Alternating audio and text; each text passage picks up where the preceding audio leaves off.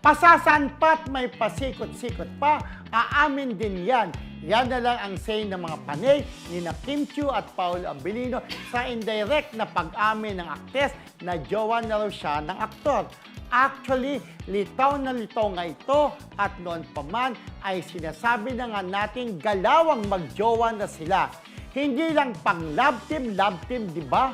Bagamat wala pang direktang kumpirmasyon mula kina Kim at Paolo, tila lumalakas ang mga indikasyon na may espesyal na namamagitan sa kanila.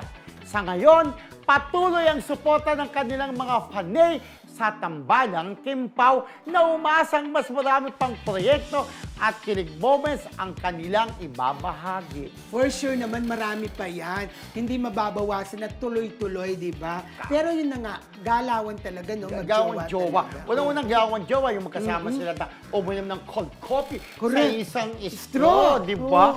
Dalawang beses nagsip-sip si Paolo bago si Kim. Parang, inabot niya. Yung pala kay Kim pala yung cold coffee. Parang nag-lips to lips na sila. Parang natikpan na nila yung laway-lawayan. Pero ito kasi, ang nangyari niyan dito sa Isabela. Sa Isabela. Yung nagkaroon sila ng show yung dito sa yung sa Santiago, Isabela. Ang nangyari kasi dyan, BFF, Pansin na pansin. na parang nung pinapakilala ni Kim Chiu, si Paul, parang sabi niya, tagal mo na dito, di ba, 2 araw ka na dito. Sabi naman ni Paolo, ayan mga beauty queens, yung kinantaan ko yung kagabi, kasi magka-2 gabi na magkasunod. Una si Paolo nag-serenade sa mga kandidata ng Binibining Santiago. Ayan yung mga beauty queens sa hindarahan ko. Sumagot ang Kim Chiu, sabi ni Chinita Princess, sabi niya, hello, ako lang to. Charlotte! Tapos tumingin kay Paolo, tawanan sila ng tawanan. Nagselos? Parang sinasabi niya, ako lang to, nung pinakilala mga beauty queens. Hello! Ako lang to. Parang sinasabi niya, ako lang to, na jowa ni Paolo. Parang gano'n. Ako lang ang jowa mo. Parang gano'n, di ba? Kasi, mga beauty queens. At hindi na napapokus sa akin ng camera, no? Sa'yo na lang. Ayan. At, di ba yung mga beauty queens, sa sinerinig niya doon sa Isabela, Santiago, hinalik-halikan ni Paolo isa-isa. Pero halik-halik lang sa kamay-kamayan nila si Paolo hanggang kiss. Pero ang puso niya, kumbaga, para lang kay Kim Chiu. Kasabi niya, ako lang to. Natatakot ba siyang ikis-kiss nila yung mga Hindi. Parang cute lang naman kung nagsiselos. Hindi naman selos ka cute. Dahil, syempre, as gentleman, sinerinig ni Paolo yung mga binibining Santiago. Tagang may kiss siya sa lahat naman.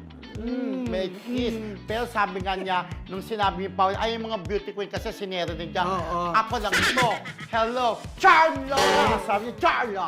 Sabi niya kay Paolo. Ganun talaga ang pagkakasabi. Ganun, Charlo! Tapos tawanan sila ni Paolo na alam naman niya na talaga parang ibig niyang sabihin ni Kim, ako lang to, na jowa mo, Paolo, no? Ganon. Huwag kang titingin sa iba, no? Parang ganon. Kaya talaga yung mga kilig-kiligan. Pero ang maganda doon, ang napansin ko, 2 gabi doon si Paolo. Yung isa nga sa Binibining Santiago. Yung pangalawa, eto nga yung Bambanan, parang dance festival, grand concert, di ba, Bambanan. Alam mo, nung lumabas si Paolo, ganun pa rin yung response ng mga tao. Ang lakas pa rin ng sigawan. Tutig na, nakita na nila the other night si Paolo. Kasi iba na yung love team, 2 na sila din Unlike nung Binibining Santiago, only Paolo lang ang nag-perform. So, ibig sabihin talaga, ganun kalakas ang appeal niya at ganun siya kalakas sa mga tao. Correct. Lalo na Kim Pao ang nakapanood ng mga tao doon sa Santiago, Isabela. Unlike the other night, solo lang ni Paolo. Ito, Kim Pao na mismo. Lalo talagang dumagundong siguro ang lugar doon, no? Ang lakas ng tilian, siyempre, Kim Pao is Kim Pao. Yes. Diba? So, ayan. Correct. Sa galaw, magjowa na talaga, di ba? Yung direct na pag-amin, ako lang to, ako lang ang jowa ni Paolo. Akin lang siya, Yes. sabi ni